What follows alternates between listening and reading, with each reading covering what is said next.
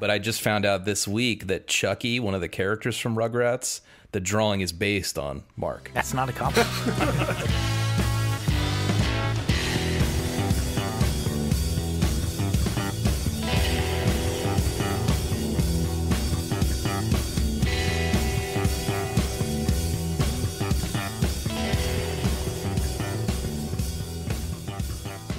Hello and welcome to another episode of 1001 Album Complaints. It's the podcast where musicians dig deep into the records from the book 1001 Albums You Must Hear Before You Die. We're going to give you the history. We're going to give you the musical context. We're going to play clips from a handful of songs, and we're going to go deep on talking about those songs. And in the end, what we're going to do is vote on whether or not this record is actually something you need to hear before you die. I want to thank you all right off the bat for listening to us. I'm Rob. I've been playing music since I was a wee lad, and I've been complaining even longer. Now, this week is a very special week. We've been listening to the debut record by a group that David Bowie once called the Band of the Future. And on the other side of the fence, Village Voice critic Robert Christgau called them Meatloaf for people too sophisticated to like meatloaf. The over-under I had on when that quote would be referenced was definitely like the 10-minute mark, so you smashed expectations.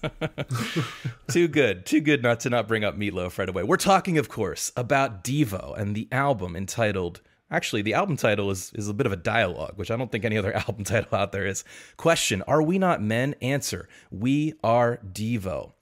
Before we get to any of the blabbering, let's just jump right in on the opening track from Are We Not Men, We Are Devo, called Uncontrollable Urge.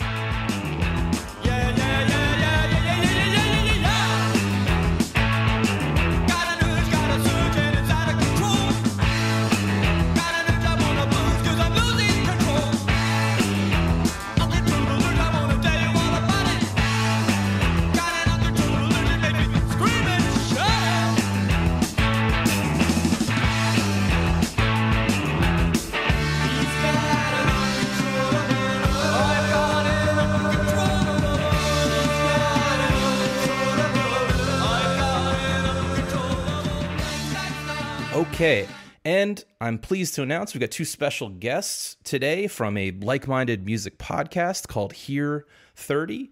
We're going to introduce them properly in a moment, and we want you to go listen to their podcast. And in fact, Tom and I guested on their podcast that's available to you right now. But first, I want to throw it around the room, and I'd like to get everyone's tweet-length review. What's your week been like with Devo? I'm going to throw it first to Tom. All right. Thank you, everybody. This is Tom. I had a hard time putting together a tweet-length review. This is what I came up with here. Herky-jerky rhythms, early synth explorations, weird vocal affectations. Devo are daring you to like their music. If I am being fair, though, this unbearable hipster bullshit was actually pretty easy to listen to. All right. Might be a contentious episode. I don't know. We're going to throw it 2-1 Alan. You know, I used to think Devo was a bunch of weirdos who made mildly catchy nerd rock, devoid of any sort of human emotion. I still think that, but I used to think it too. To quote Mitch Hedberg. Invoking a classic, yes. Okay. I'm excited for this conversation, y'all. And now to throw it to one of our esteemed guests, Joe from Here 30. Give us your tweet-length review. Are we not men? These salt-of-the-earth spud boys from Akron did pretty good work for themselves, in spite of the hacky producers they had for this album. Quirky guitars, jarring bass, and somehow less soul than Mick Jagger at the end of Beggar's Banquet. But that's the point! They made a record that everyone's wife in America hates, and I love that about it. Forever a spud boy. Let's not gloss over the fact that you called Eno a hack, by the way. But we're going to get into it. And Bowie. And Jagger. This is good. We're going to get into it. Okay. Next, we'd like to throw it to Josh, our other guest from the Here 30 podcast. Josh, give it to us. When we first arranged this with the other hosts here, Joe had given me the warning to not come off as a Devo fanboy, but I'm my own man, and damn, I'm a Devo fanboy. So my review is Don't Blink. Devo has one record that I would consider punk, and it's only 34 minutes long. 34 minutes of gold. All killer, no filler. All killer, no filler. Okay. That's a bold statement. Yeah. Little filler. Let me just round it out out with I'm Rob, and this is my tweet-length review of Are We Not Men, We're Devo. I wrote, is this music for robots or music designed to fight the robots? I'm not sure, but if you like your entertainment disconcerting and off-kilter, Devo is the band for you, fella. Before we get into the broader discussion and get into Devo's history, because it is a really interesting history, they're a high-concept band, we're going to get into it in addition to getting into the individual songs. But I wanted to spend just a little bit of time talking to our guests. Joe, from Here 30, you're here guesting on our podcast. Like I mentioned, Tom and I have just guested on your podcast talking about T Swift. We encourage listeners to go over there after this episode and listen to that if you want to hear us presumably get ourselves canceled by decrying Taylor Swift in some way. I'm not really sure.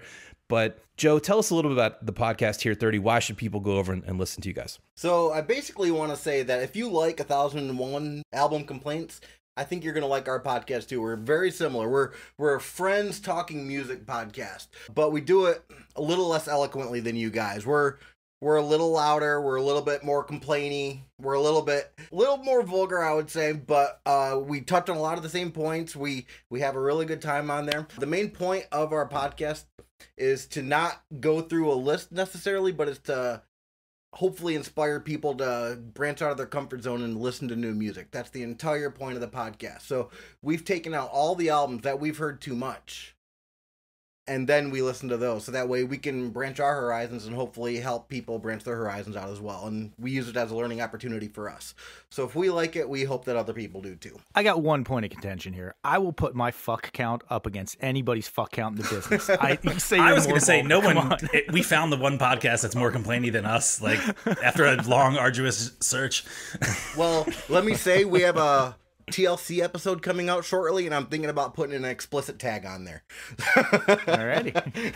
The red light special. Okay. Yeah, no, I agree. I like that about your guys' podcast too. That's what jumped out to me, the kind of newness, the freshness of y'all approaching these albums. And I'm definitely excited to hear your takes on Devo. So excited to be diving in here. And I'll just say right off the bat, this wasn't exactly new to me. I had heard some of these songs before, but this is the first time this week that I had gone all the way through this album. So I'm going to give a little background. I encourage you to interrupt me where you have thoughts, tell kind of the story of Devo. But let's start with the basics. This is Devo's debut album. It came out August 28th, 1978. Just for a little musical context, the number one song on the Billboard charts that week was Frankie Valli's Grease. That's right, we're in full disco era here. There's nary a art rock band to be found. I found another favorite of ours that was a number one that year, which is that song by Exile. I wanna kiss you all over. Oh yeah, that's a Rob and Tom jam if I ever heard one. I do love that song. Classic. So it didn't do quite as well in the U.S. Devo are from the U.S. They're from Ohio, as I believe was referenced in one of the tweets. But it didn't end up doing all that well in the U.S. It peaked at number 78 when it was out. It did eventually go gold, but not until 2001. Whereas over in the UK, it peaked at number 12. It was a little better received, hit number 12 on the charts, and went silver, which I now understand from the research is 200,000 records sold in the same year it actually came out. So it did better in the UK for sure, better received. I don't think I knew that silver was a category. You know, even on Wikipedia, they gave it quotes, so I'm not sure if it's a real thing. They're apparently pretty big in Japan. For some reason, they just really hit a vein of weird futurism. I think runs through a lot of Japanese pop culture, yeah. There's a whole bunch of Japanese bands that basically mimic Devo's thing verbatim. They'll wear the energy suits. Like, there's a band called the Polysix that basically is a double the speed Devo cover band. It's insane. Oh, wow. It's funny you mentioned that because Tom and I have opened for Polysix. That's exactly what I was going to bring up. What? Yeah. Yes. They put on a great show, too. Mm-hmm. They put on an awesome show. It was like a sold-out show at a club called Bottom of the Hill in San Francisco. It was probably our most exciting full show ever, so we were very lucky to be there. I had a great time. Yeah, they were awesome. Let's talk a little bit about the origins of this band. First of all, let's talk about who is on this record. The band consists of a guy called Mark Mothersbaugh. He's vocals, keys, and some guitar.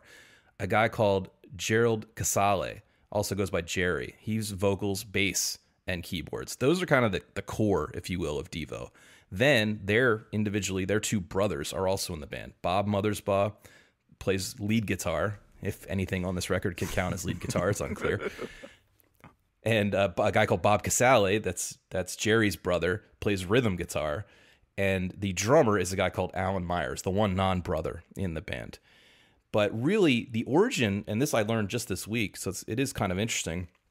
The origin of this band goes back to Kent State in Ohio. These guys are from the Akron area of Ohio, and Mark and Jerry were attending Kent State for college in 1970 as art students. Wait, they were art students?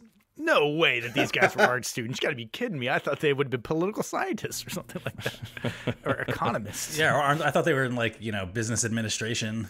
Yeah, definitely finance bros, part of the Greek system, I'm sure. So they were art students, and Gerald Casale was at the protest. So what happened in Kent State in 1970? There were a series of student protests, of escalating peaceful student protests, part of the Students for a Democratic Society on campus protesting against the Vietnam War. One of these things where 2,000 students go out and gather on the green, and there's speakers and things like that. And it had kind of been ramping up as the Vietnam War was ramping up, and the sentiment on a lot of American colleges was anti-war, as you can probably understand. And the governor of Ohio called them anti-American, the whole idea of these protests. And long story short is they brought the National Guard in over the course of a weekend, all building up to this one large protest on a Monday, on a school day. 2,000 students, the National Guard are there. They try to push they try to get them to disperse. They won't disperse. They use tear gas. And at some point, I guess students start, throwing some rocks at these guys in riot gear, and the National Guard opens fire. 4 students are killed. It's a national tragedy. It's a very, very, very famous Pulitzer Prize-winning photograph. Anyway, Jerry Casale was there and knew a couple of the kids that were killed in this, and it completely transformed his life, he later said. It's the day he stopped being a hippie. I think this sets the tone for a lot of what was going on with Devo, like what was going on in the air, the political atmosphere of why they formed this band. Just one more little tidbit I found out this week, though. Who was also at this protest? Neil Young? Chrissy Hind of The Pretenders. Ah, okay. She also went to Kent State. I had to say, I saw an interview with Jerry where he was talking about how he was making just sort of normal art and music before then, and then that made him want to go political. I was like, this is the direction that you went in with your political music? Because I can't really read a whole lot of war protest shit going on with the music that you have. It's more just like a protesting society, or the concept of humanity. That's exactly what it is. Protesting society. Yep. Yeah, so let's talk about the concept. So Devo stands for de-evolution, the idea that society is in the process of regressing. And this is kind of where that idea was born in Jerry Casale's head. He teams up with Mark Mothersbaugh. Like you said, they had already been kind of playing in bands, in more standard bands, but they decided to do something way stranger. I read that Mark Mothersbaugh was in a classic rock cover band at the time, which I find to be absolutely hilarious. That the concept of him up there just, again, doing a straight ahead version of I Can't Get No Satisfaction, which seems pretty unfitting. Or he's up there singing Blinded by the Light or something. Just Yeah. Well, I also heard a story that in the early days, they would just lie to get themselves booked at campus bars or other bars and just say they were going to play Bad Company covers. And then they'd get up there for 3 songs or something and be playing Devo music. And they were very excited that they actually got paid to leave a gig one time. That was a huge win for them. So the concept, let's talk about the concept. The concept was kind of, it was about the de-evolution of man, about society regressing over time as opposed to progressing. But I think really it was about the high and the low. The combination of the lofty ideas of art history with the crassest, most inane ideas of pop culture. This is kind of coming directly from a quote from Jerry. And keep in mind that at this time, performance art was not really even a term. It was in its very early infancy. So when they started this, I don't even think they considered themselves I'm not sure they even said directly they were a band. They were more of a collective, an art collective. They were an art project. You know, they wanted to be a full audiovisual experience. They wanted to do movies. They wanted to do music.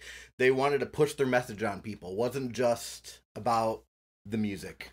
Absolutely. And in fact, they spent a lot of time making videos and doing other visual things and just going to other art exhibits and kind of commenting on them, disrupting them. They had a guy in some kind of animal costume who would just go greased up and wrestle and comment on the art of these other students.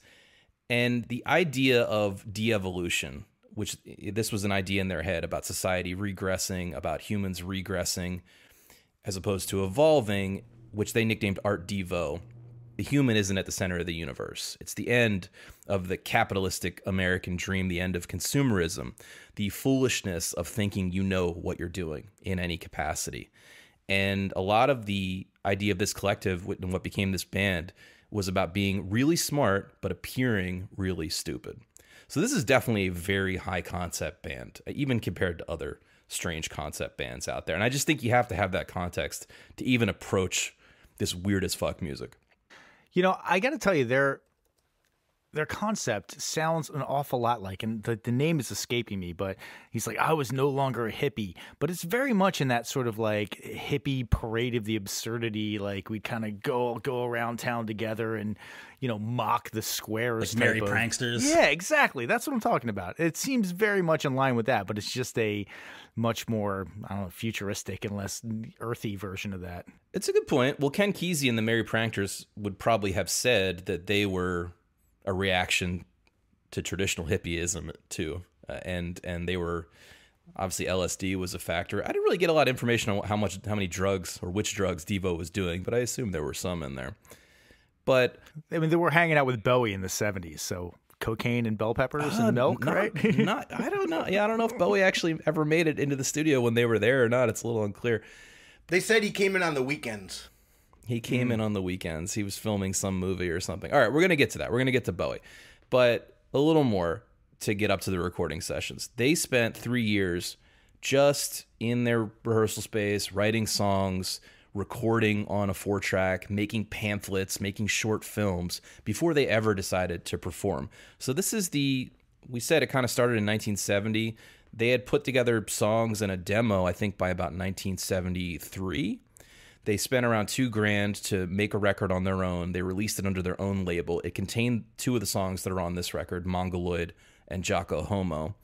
And, you know, they sent it to a bunch of people. But they really had this pretty early innovative idea to create a Devo universe. They sent not only this 45 record, but they also sent a tape, this short film that they had made about de-evolution and about their concept. And they had this mythos, just a lot of different characters and backstories and things like that.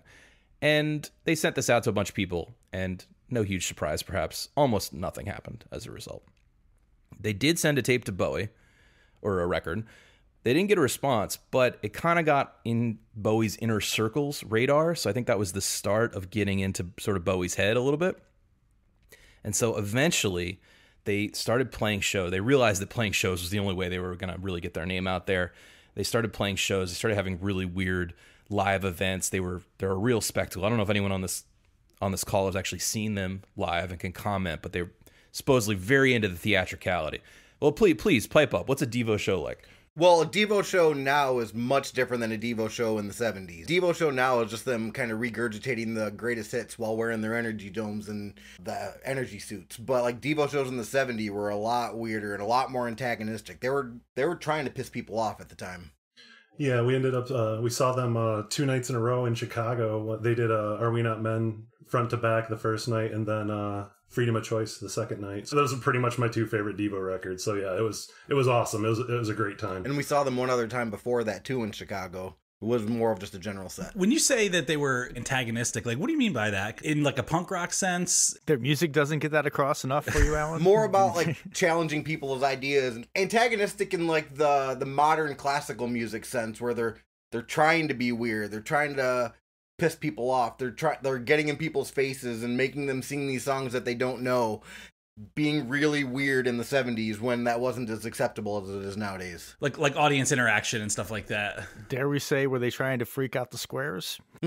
Yes, they definitely were trying to freak out the squares, which is a shorthand insult around here. But I have to say, this band definitely freaked out some squares. So, I mean, I feel a little freaked out, frankly.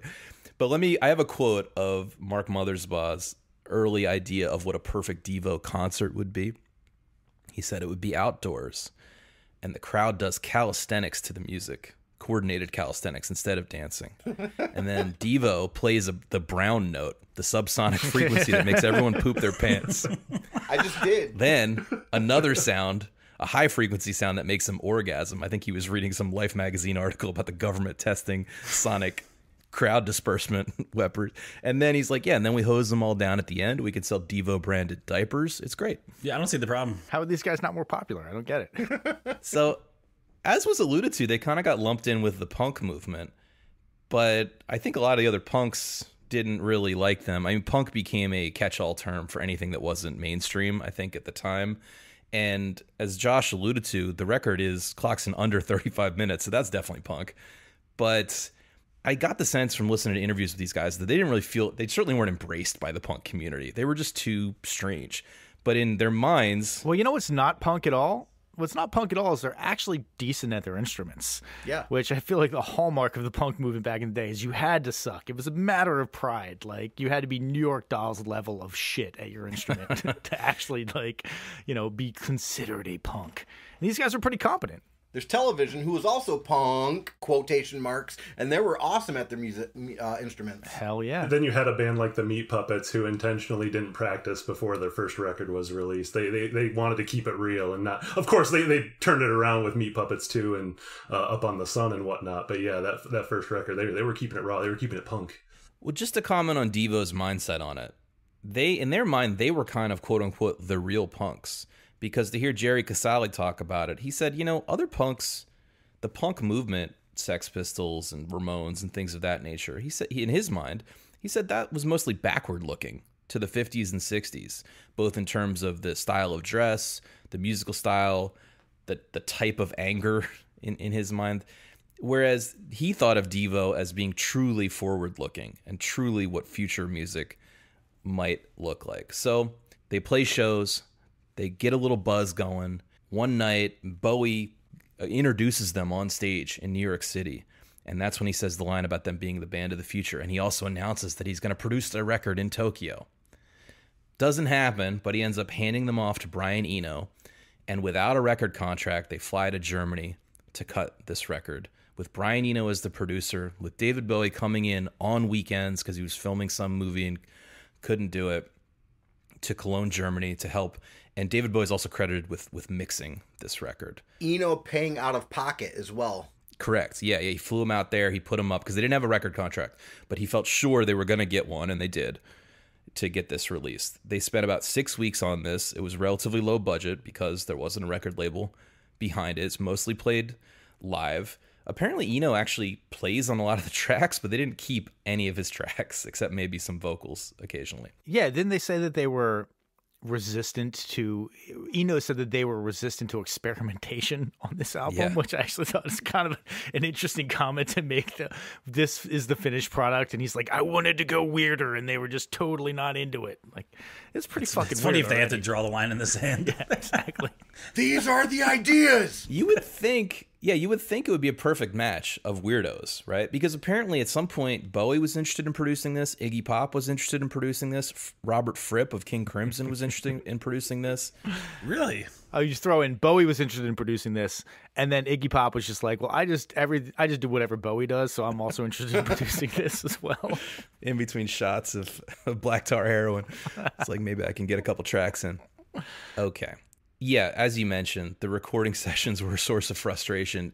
Apparently, Eno and Devo knew in the mornings for Cincinnati. Eno and Devo did not hit it off. And like you said, they just clashed on a lot of the ideas. I couldn't get a lot of sense of exactly where they clashed. But yeah, they didn't like Eno's tracking. And that's why Bowie actually ended up being brought in to finish it off. I think Eno had mixed it, and they weren't satisfied. They were mad at Eno, whatever. And then Bowie comes in to finish it off. and remix the album. I say we go back into the tunes and start actually talking about this perilously strange music. We already played a little snippet of Uncontrollable Urge, the first song on the record, but let's dive into a different spot on there and get some thoughts.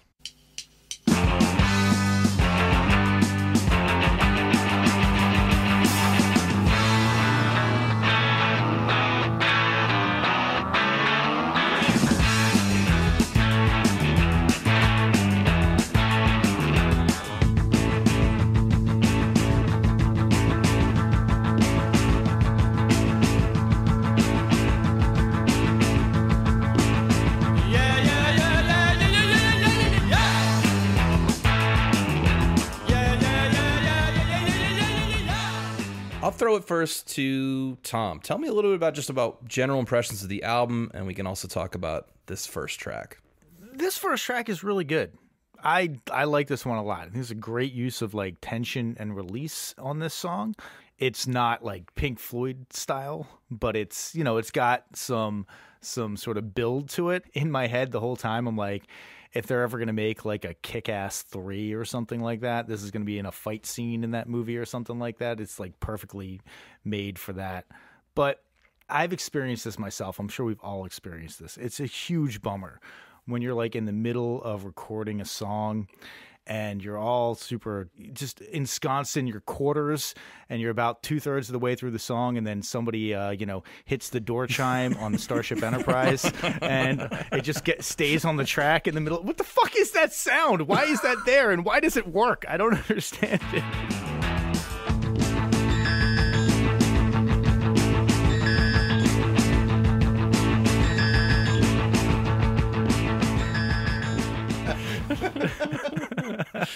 Wait, as if 99999 wasn't bad enough. I was gonna check those lyrics. Is that wasn't on the Spotify lyric scroll? On Genius.com, there's a line that just says 9999999. And I've got a theory that this song is actually kind of about Hitler. Oh. Ooh. Well, yeah, let's explore that. There's not a lot of words, so you can kind of read a bunch into what these, into what the words are actually saying. But whenever you use the word purge and 9 in the same song, it kind of evokes towards 1940s Germany kind of thing. And that's 9, N-E-I-N. Just straight to Nazism with you. I my over-under on when we were going to get to Nazism was at least 20 minutes. Right. So I think It's a Michigan thing, I guess. Yeah, I thought this song is pretty cool, actually. Like, super catchy, still stays in my head. I think it's sort of a quintessential, we always talk about the mission statement, the sort of like debut album, track 1. Here's our introduction to the world. Like, it's not as weird as it gets for them, but I do think it's a solid, it's a walk-off homer, as they say, or lead-off homer. Yeah, one of the things I was struck by is that right off the bat, right, it's the first song on the first album, first side, right? It's the coming out of off the blocks. Right off the bat, they subvert expectation and jump the beat to throw you off. That defines the kind of band they are, I think. They don't want you to feel safe. It sets a tone. And, I thought this song, it's not really even close to my favorite song on the record. I understand why it's probably been picked up and used in movie soundtracks and things like that. And yeah, it's catchy and everything. But it's a good example to me of this high and low concept for them, because it kind of sounds like any high school band just banging away in the basement. A-G-E, A-G-E. Yeah, but at the same time, there's something strange and unsettling about it that makes you know there's something else going on. There's more to it than that. And so it's a subtle thing they're playing with it. So I think this was a good mix of that, because it could be construed as a pretty straightforward punk song or even pop song, and yet there's this deeper weirdness to it. Well, I think that's what's cool about like good punk is that it's super basic conceptually. Like, there's not a ton of music theory, but the way it's sort of packaged together to take like really simple chords and simple progressions, but to like adjust it slightly so that you can't really get your feet set on it. I think that's pretty good songcraft. Yeah, I got kind of like almost early Elvis Costello vibes out of this, which I know that he does a lot more chord changes in his songs generally, but just that sort of almost like sneering weirdness that I dug. It's like it's punk adjacent, but it's not punk. It's not trying to get all up in your face and shit. It's just sort of like a raucous good time. Something about that hiccupy vocal that's kind of a throwback to almost Buddy Holly, which Elvis Costello also had. I hear a little bit of that in Mark Mothersbaugh. Although I feel like a lot of the vocals on this record just sound like spontaneous outbursts. Like Tourette's. Right, exactly. Josh, you're the big Devo fan here. What do you think? Yeah. So a little bit of background on my life and my exposure to Devo. My parents had quite the record collection growing up, and my dad hit a phase in the early 80s where he was all about new wave. So Blondie, B-52s, Talking Heads, lots of Devo records, all of that around.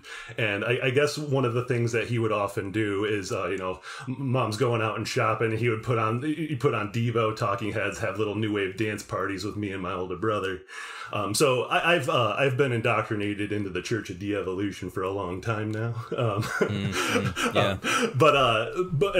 That's definitely a part of it for me. I mean, I remember hearing this record when I was a kid. I heard this record a lot when I was a kid, and I remember looking at my dad's LPs and seeing like the cover of Freedom of Choice, and you got these guys that are all lined up and they've got their energy domes on and they're all standing there like they're soldiers. And when you're a kid, you think like, wow, like these guys like superheroes or something. Is that why they rock so hard? Is it the energy dome that makes them rock so hard? Is it like Buckethead's mask? Of course, I didn't know about Buckethead then. I was preteen when I finally picked up on Buckethead, and it kind of makes sense that I glommed onto him too. Anyway, to actually get to this song, I find this one to be very unique on the record in that there's really no talk of like de-evolution or anti-commercialism, anything like that. It's a very accessible song lyrically. He's got an urge that is unnamed. I mean, I think everyone can relate to that, and absolutely love that. I mean, it's just like a super tight, awesome punk song. About the only problem I have with it is what I like to refer to as the squonks that start at 2:28. It's almost like, hey guys,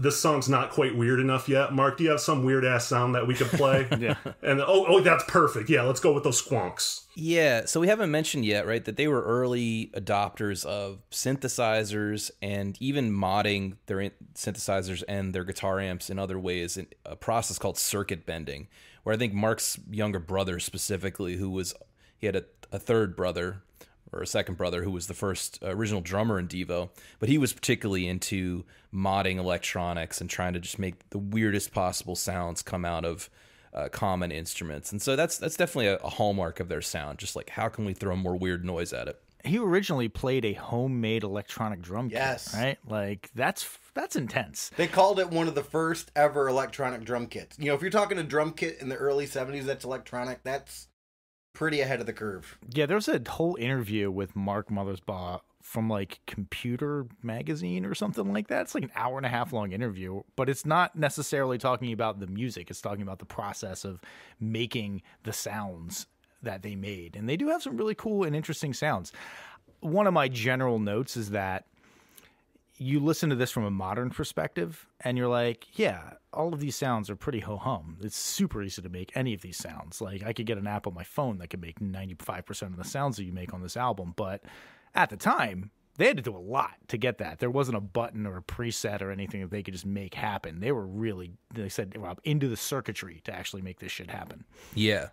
Yeah, it's a great point. You take a lot of these sounds and effects for granted now, but even years later, maybe even almost 10 years later, when they recorded probably their biggest hit, Whip It, I heard Jerry Casale talking about how they got the whip sound. Bringing a bullwhip into the studio and trying to get a good sound off it was not a possibility. So they had to create it backwards. Challenge accepted. Yeah, exactly. So it took some real sound engineering.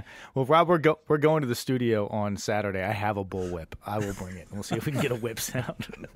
No, you got to do it Devo style, dude.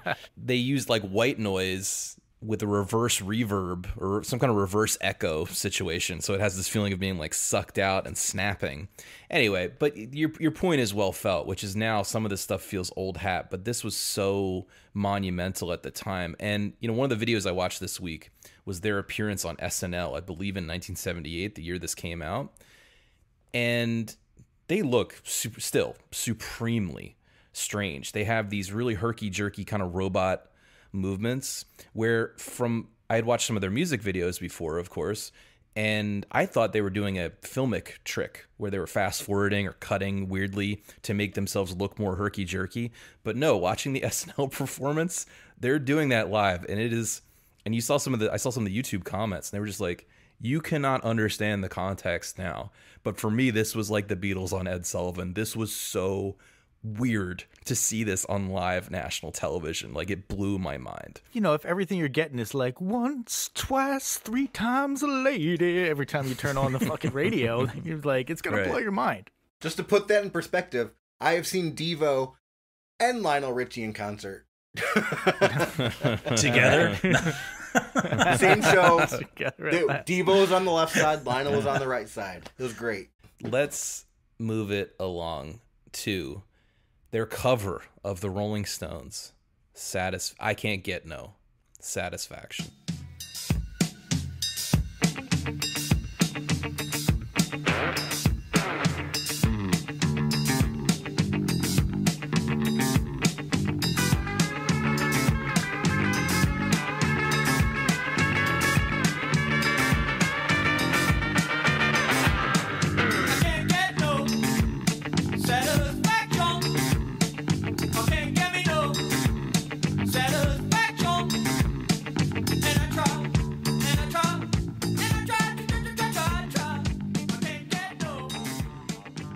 Take a popular song and just rip the soul out of it. Turn it into a machine. Like, you know, the machine that the Stones were part of at the time, you know. It's just a totally unique take on such a rock and roll standard. I freaking love this song. Although, I will say, hypocritically, Devo is also going to get sucked into that machine too a little bit later, just in a lesser extent. Sure. Well, they did, I believe, re-record a parody version of Whip It for a Swiffer commercial in the 2000s. No. Man, times is tough, man. You gotta make a living. They drove a dump truck of money up to my house. I'm not made of stone. Listen, when a problem comes along. No, this is still hip. Honestly, like, this is still a hip interpretation of this song. I listened to it. Part of it is the fact that, and I guess even in 1978, I Can't Get No Satisfaction was 14 years removed, or maybe a little less than that, 12 years removed from being released. It was still in the popular culture. But here we are in, 2023, and I Can't Get No Satisfaction is still in the popular culture. And so it still feels like a send-up, even if you just hear it for the first time now. It still feels like a send-up of popular music, even though that music hasn't been popular for a really long time. So I agree. This is an absolute success to me on kind of every level. I agree with everything that's already been said. We've given a lot of crap to artists on this podcast, doing covers unnecessarily, not adding to them, not changing them, taking something that was already a definitive version and just rehashing it in a boring way. This is not that. This is a full-on deconstruction of an extremely popular song. I freaking love the drum beat here, and this is the first time I'm going to call out the drummer. Alan. The human metronome. I think he's the best part of this band. They you can tell they're all competent, but to me the drums are one of the most interesting things going on, and they play with time signatures and stuff like that. But the drum beat here is really cool. Just the fact that they were able to totally, and I think Marty was talking about it on a recent episode, to do a cover properly, you have to, especially one that you yourself have heard maybe thousands of times, these really popular songs, you have to completely forget all that and in order to reinterpret it and then make it your own. And they absolutely do this so well. One other observation about why this is a complete reinvention or what's cool about it is the song, in my mind, the Rolling Stones song, is synonymous with a guitar riff, right? Supposedly Keith Richards dreamed the guitar riff and got up in the middle of the night and recorded it. But they don't even reference the guitar riff until the song is in its coda, and then the synth kind of does the back half of the guitar riff at about 209.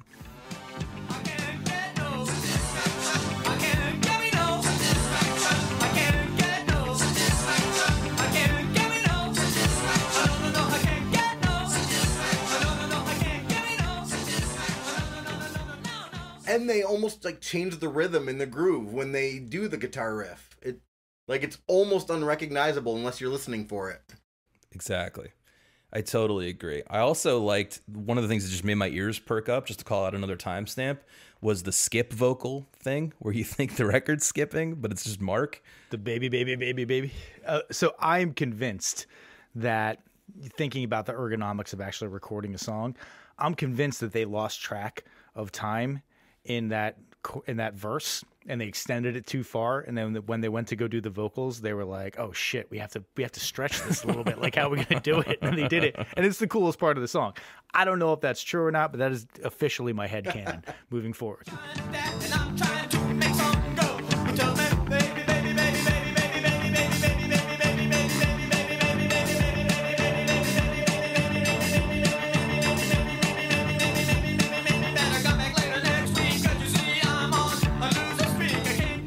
Alan, you kind of asked about how they were antagonistic early on, and this is an example. When they played this live, they said there were shows where Mark said "baby" 35, 40 times just to kind of keep it going.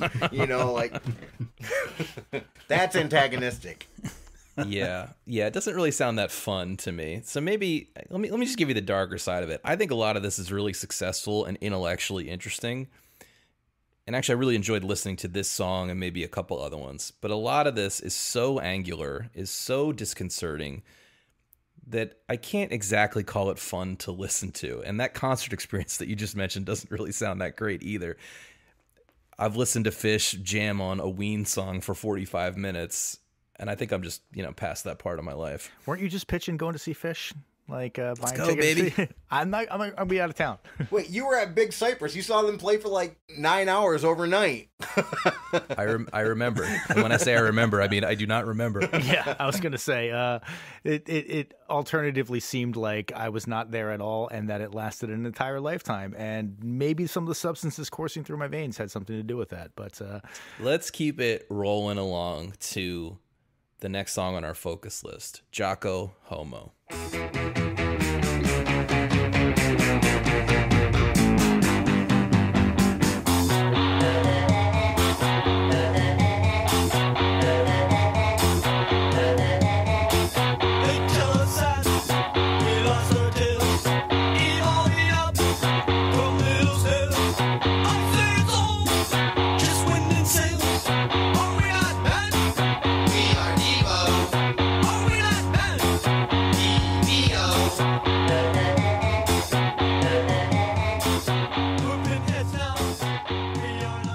So this is kind of their signature song, right? It contains the chant that is the album title. It's a theme song, if you will. It's sort of a demented carnival ride through a mad scientist's brain. It's also robot fuck music. That's my... This song was a little too weird for me. Like, I'm just gonna say it. Like, I felt, you talk about like unsettling. Like, I felt very unsettled during this song. I couldn't get my arms around it, to be honest. I did think it was funny. I saw somebody praising, in some online review, someone was praising this for being so out there with its like 7/8 time signature. That's not. Yeah, it's not 4/4. Not breaking like huge ground here with this being in 7. But again, the only bands that were doing 7/8 in the 70s were Yes. So for a quote punk band to do that, it's a little bit different take.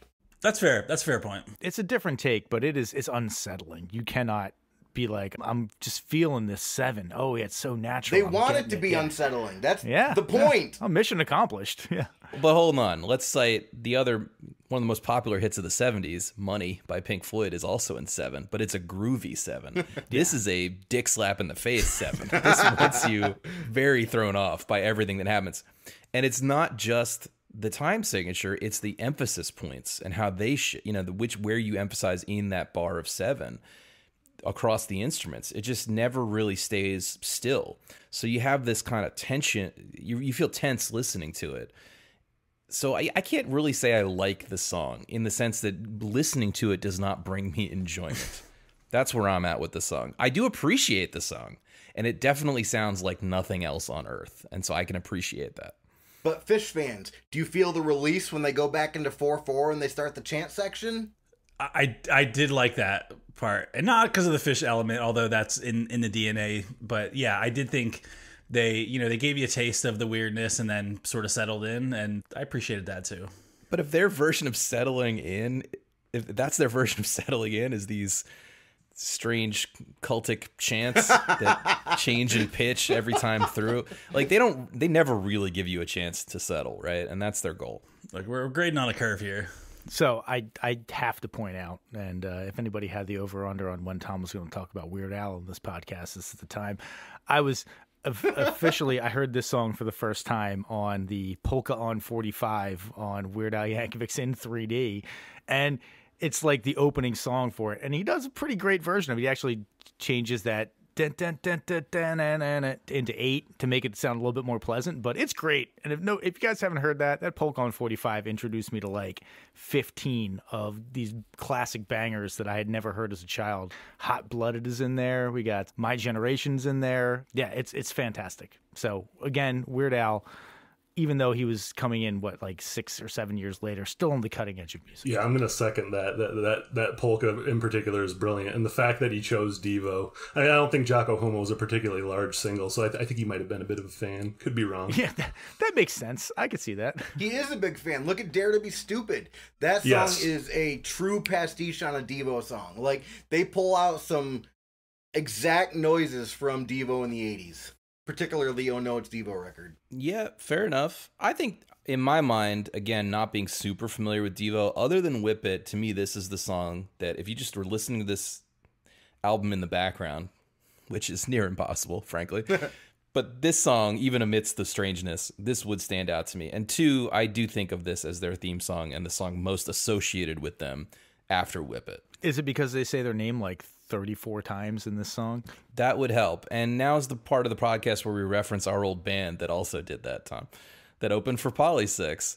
And we weren't the big Devo fans in the band, our compadre was, but we did take a lot of cues from this band in terms of theatricality, the kind of the mythos, the calisthenics on stage, things like that. And so I appreciate all that, and I'm still with that. I think that this has to hold the record for the most times a band has said their name in the course of one song. You've never heard a hip-hop song?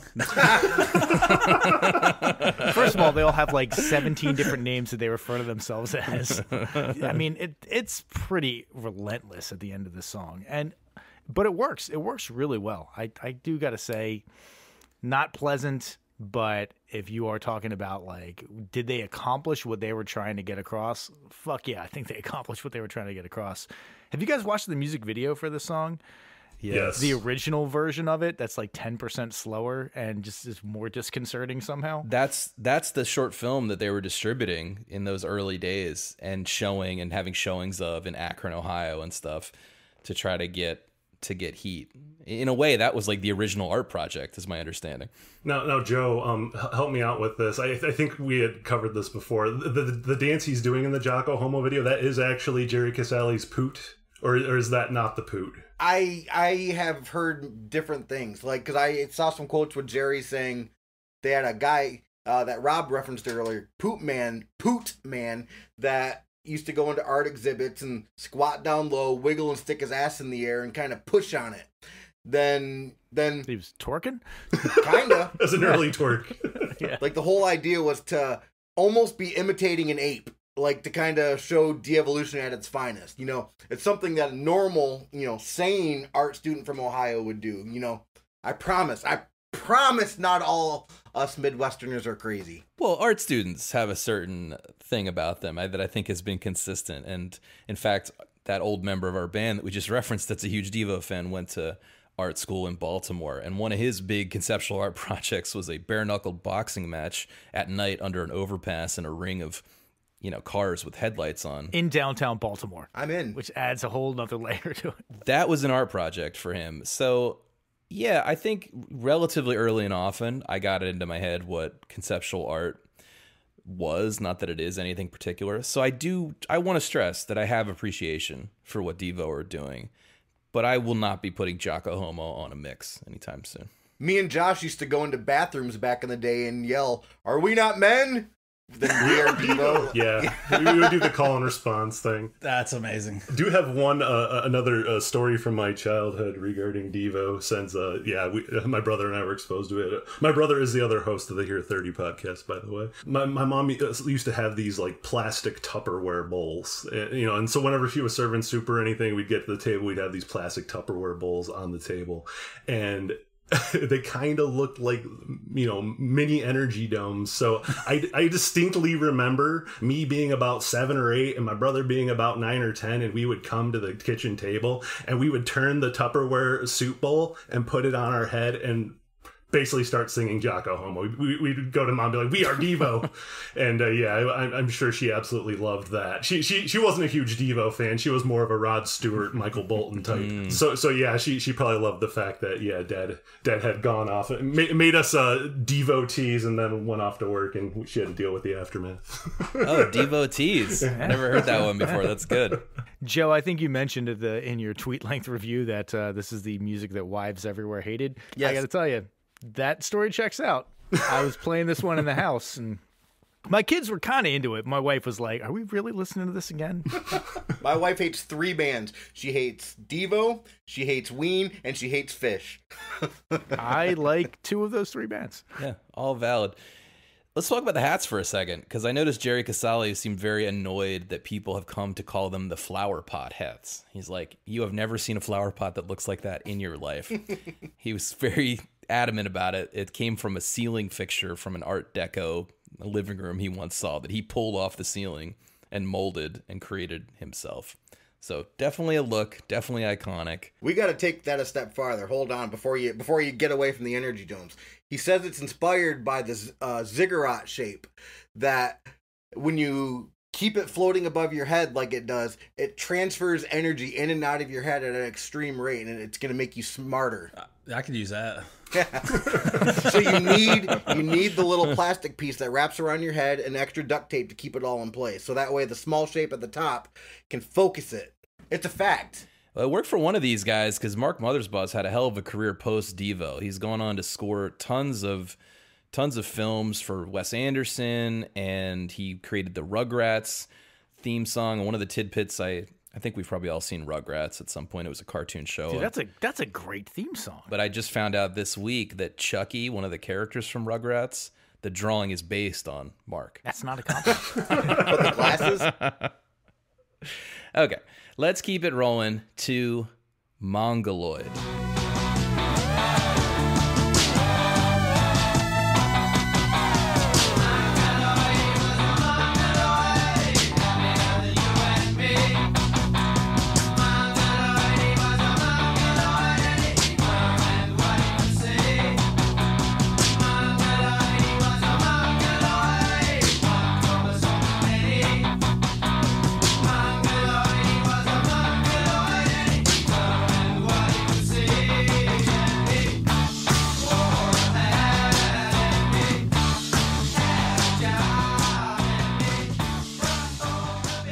This is my favorite track. Is this the time where we get canceled? Is this when it happens? Because, I mean, you can't write this song these days, right? Mongoloid, 1 chromosome too many? Like, you can't say that. Probably not. I think even though the message definitely isn't negative, I mean, the Mongoloid is the hero of the piece. As a matter of fact, during live shows, at least the more recent live shows, Mark Mothersbaugh will actually dress up as a cheerleader and have his pom-poms out. Wore a hat and he I agree that you can't write this song nowadays, but it's not a bad song. It is not a negative song. Well, at some point that was preferred nomenclature. I mean, we have to just accept Yes. that was true. But let's talk about the song. I think the bass, I love that it starts out with the bass. It actually gives you something approaching a groove right at the beginning. I think it's funny that you mentioned the bass, because I actually wrote a note that said, I think this is a great song too. Super catchy. This is just a pet peeve of mine. I don't know why. I don't like when the bass just starts by itself, but it's only just like the root notes of the chords. It feels very, to me, like mediocre bar band. Like I feel like I've seen dozens, millions of local bands that just do the like do do do do do do, and it's not about virtuosity. It's not what I'm saying. There's something about that sound that just irks me, and I know it's just me, and it makes no sense. Yeah, but the song's great. Give the people what they want, Alan. Come on. I'm That's saying, where it's at. It might be a cue. I got to tell you, this song did not do it for me. I thought it was pretty ho-hum, and I got tired of the one sort of melodic hook that they had during the verse that they just repeated again and again and again. I needed a counter melody in there to give me something to make that more interesting. I felt that they beat that to death a little bit. This is one of the longest songs on the record, too. So it might have gone on a little long. Yeah. It just this one just seemed ho-hum. I felt like minus the lyrical content, this song could have just been written by kind of anybody at the time, and it would have sort of passed as a song, just a regular old new wave song. And it didn't really do it for me. I'm surprised to hear that this is like multiple people's favorite song on the album. You guys have terrible taste. I want to call out the drummer again for a great job on this tune. I think if you're going to have a high concept band doing really weird shit, you need a really good drummer, and they nailed that one. Well, I think that if you're going to have a band, you need a really good drummer. That's even the punk bands have good drummers. Like, you got to have a good drummer. For context for you guys here, I played drums in the band with Rob, even though I'm not a drummer. But we were back in the day with the Chop. I was playing drums, and I'd only been playing drums I played for about 2 total years while we were playing out. And that was the one thing where everybody else in the band could fuck up all night long, and nobody gave a shit. The drummer fucks up one time, and it's record scratch. Everybody in the room looks up like, what the hell just happened? I don't remember that ever happening, Tom. I don't know what you're talking about. Yeah, okay, definitely never moving happened. on. Well, and when the bass fucks up, you can just blame the drummer. Right. Okay. Any more on Mongoloid? Simple song, but it's a good song. I agree. Tom's wrong. We can all agree on that. Moving on. Last song on the focus list. It's called Sloppy. I Saw My Baby Gettin'.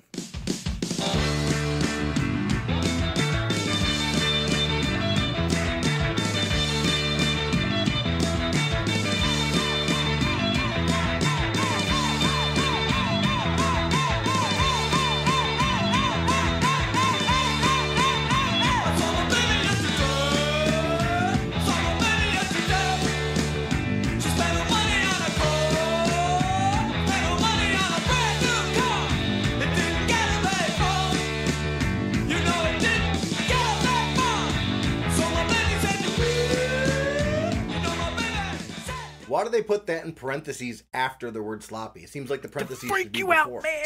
Subvert your expectations. High concept, man. You don't understand art, do you? Yeah, this song's pretty dumb. This is the low light for me. They stop the song. Speaking of tropes and songs that I just don't care for, they stop the song and restart it like 6 different times.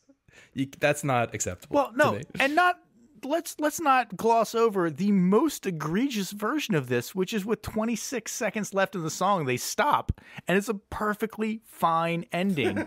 And then they start it again, and they just give you 26 seconds of filler, and then they stop it again. Like, what the fuck are you doing? Look, dude, the album's like 30 minutes, man. You gotta add, padding it out. put some meat on the bones. They were just trying to give them an out for the radio edit. There you go. Oh, yes, the radio edit of this tune. I guess. Well, all the radio plays that we're going to be getting on this song. I guess the multiple stops is part of the joke, but it doesn't really work for me. The other thing that I noticed about this tune that was unlike a lot of the other tunes on the record is the drums are not. They start at like 100% with the snare hits on every beat. So there's not really any room to go to. It just sounds so abrasive and intense that they kind of have to stop the song. That's the only dynamic change that seems available to them. Yeah. Should have taken a note out of the Pixies and just like cut some instruments out and gone loud, quiet, loud, you know? Yeah, but no one was doing that back then, man. No one knew you could go quiet, loud, quiet. Revolutionary. Sorry. We're already going to get a ton of hate for our Pixies episode, so I don't need to continue to pile on that one. I'm going to go ahead and give a shout out to Mark Mothersbaugh as a kick-ass rock and roll frontman.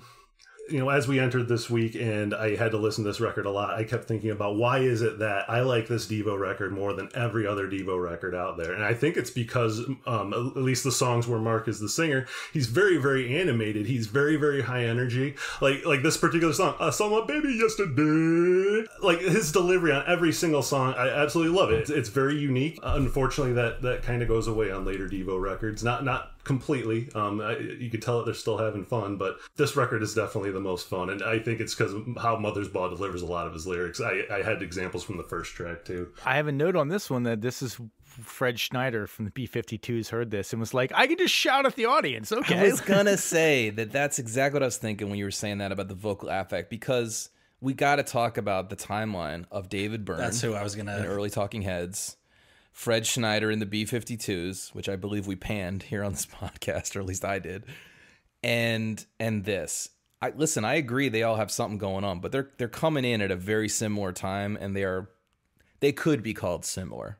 Talking Heads and Devo were all playing Max's in New Jersey. Like, they were all in the same scene. I did get Talking Heads vibes from this song. You know, the Talking Heads 77 album to me felt a much more like controlled version of this album, and David Byrne with the vocals.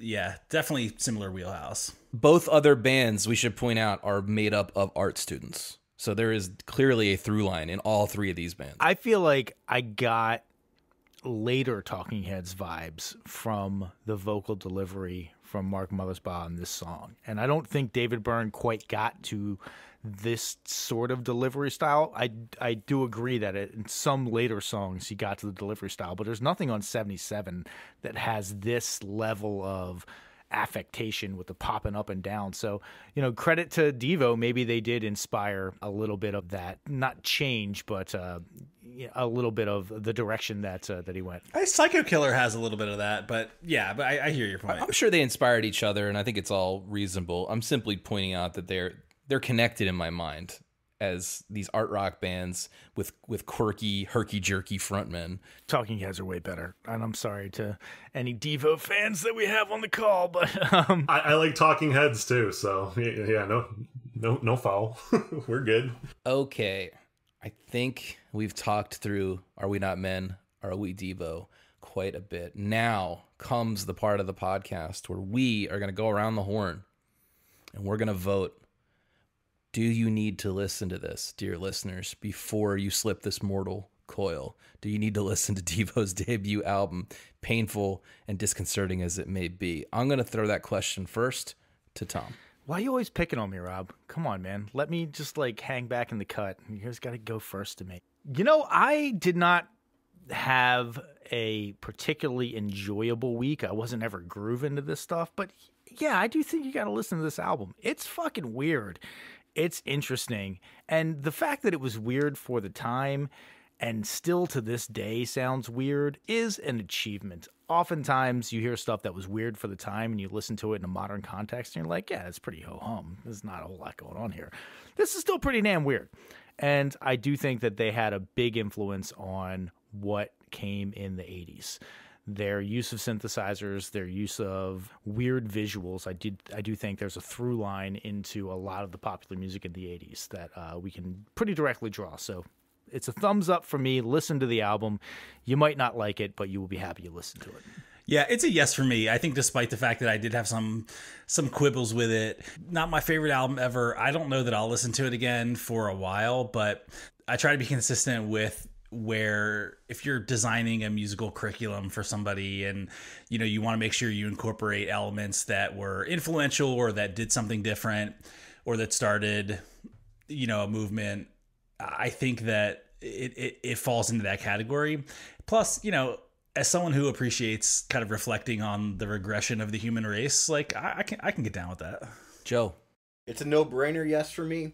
I think this album, I will not use the word perfect, but I think it's a very, very strong album. The fact that they put so much thought leading up to this album with getting their theories in line and just getting an entire ideology built around this band. It's more than just being a band. It's an art project. They get a lot of props for me for that. So it's about more than just the music, but if we're just talking the music, I still love it. It's a definite yes. And obviously for me, it is going to be a yes as well. I am desensitized to the weirdness of this record just because I've been exposed to it for 35 years at this point. But for those who aren't desensitized to it, come on, live a little. I mean, this record, I think this record is very, very unique. I don't think there's any other record quite like it. And for that reason alone, just how unique it is, it deserves a listen. Okay, like all my fanboyness aside, if I'm putting all of that aside, this album's so unique. So few records are like this. It deserves a listen for that record. And I do want to say, if we have any listeners that are already familiar with this record and like it, but haven't really explored a lot of Devo, you might, and you really like the punk sound, the early sound of Devo, you might still like Duty Now for the future. They're starting to head in more of a new wave, a way more synth-heavy sound at that point, but there are still some gems in there, specifically Smart Patrol, Mr. DNA, and The Day My Baby Gave Me a Surprise. They remind me of the first record a lot. But yeah, definitely worth a listen. Nice. It sounds like it's unanimous. Oh man, you're gonna give him a 5 for 5. I was gonna say, you just gotta come in like the naysayer, you know? The 9-sayer. Yeah, the 9-sayer. So my vote is completely arbitrary at this point. Devo's already made the list by the law of majority and democracy, which I'm sure they support wholeheartedly. But yeah, it's an easy yes for me too. I think it's a more important record than it is an enjoyable record. I can't really see myself listening to this all the way through anytime real soon, but it drives a stake into the ground, and it says something about the state of music, and you're right, it still sounds weird and fresh. They succeeded. There's a lot of art project bands, I'm sure, out there that are just abjectly terrible and have no sense of visual aesthetic and no sense of control or ability to play their instruments or ability to craft songs. Devo pulls those elements together. And so even though it is, I think I said many times, disconcerting to listen to, your wife definitely will not enjoy it. I agree to that. It's worth listening to. I heard, one last thought, I heard Mark describe the band. I liked this, and I wanted to slip it in. He described the band as Flintstones meets the Jetsons. And I think that's a good tag. Yeah, they're also both uniquely American as well. That's true. And yet they're more popular in the UK somehow. Okay, well, now that we've rounded that out, there is really only one thing left to do, which is to pick next week's record. But before we do that, and so I just don't forget here, I want to make sure I give a special thanks to Joe and Josh from the Here 30 podcast, coming over to ours, chatting it up, talking Devo, taking the slings and arrows of our complaints about Devo, and encourage y'all to go listen to their podcast, go over to their feed. Like I said, Tom and I recorded an episode talking about Taylor Swift's 1989. I believe it's episode 46. It's available now. Great opportunity to dive into what they're doing over there and talk more albums. So thanks, guys. Thank you.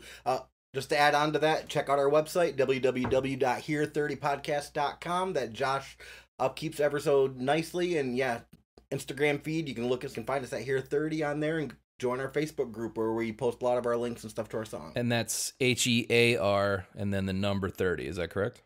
Correct. Great. Okay, Tom, why don't you spin up that old Albinator? Tell us what we're going to be listening to next week.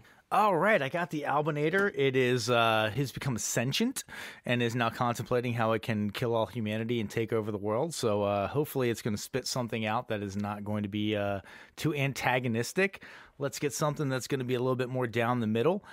Without any further ado, drum roll please, we will be listening to the album Shake Your Moneymaker by Black Crowes. I'm going to guess fewer songs than 7 on that album, probably. Probably some Hammond organ. More cocaine. And a lot of brotherly hate. That's right. Yeah, that's the connection. The brothers, yeah. Yeah. I do have a funny story about Black Crowes. I worked for a minor league baseball team in Wilmington, Delaware, and apparently they're big baseball fans, and so they had booked one of the suites for the Wilmington Blue Rocks, and I was working at the stadium. I was like 17 years old at the time, and they were like gifted us tickets because we told people that we were fans of Black Crowes. The band I was in covered a couple of Black Crowes songs at the time, and they gifted us tickets to their show, but we couldn't go to their show because it was a 21 and over show. And so they came out and sort of said hi to us, and they were as fucking stoned as I've ever seen anybody be in their entire life. They were so high. And I was a 17-year-old who got real high. I was going to say, even more than you working yes. I was like, you are remarkably high right now. But okay, cool. Thank you. I appreciate the tickets that I can't use. But yeah, good on you guys. So I'm going to guess they're a little bit more chill. Nice. Well, we shall look forward to that. Excited to dive into that record. Encourage you all to listen to it along with us and tune in next week, as well as tuning in to Tom and I over on the Here 30 podcast feed. We appreciate you listening this far, all the way to the bitter end. We're going to close it out here. For 1001 Album Complaints, I've been Rob. I've been Tom. I've been Alan. Boosh.